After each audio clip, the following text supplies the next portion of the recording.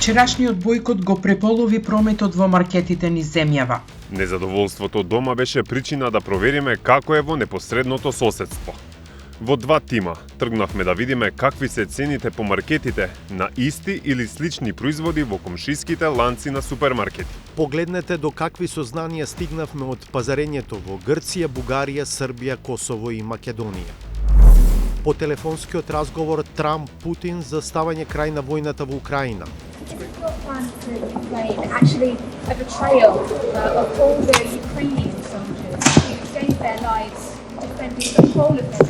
Well, that's your language, not mine. Certainly not a betrayal.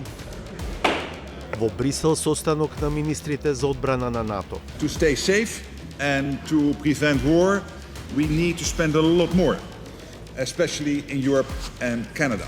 Донесуваме интервјуа со шефот на македонската одбрана Мисајловски и со заменик генералната секретарка на Алијансата Шекеринска.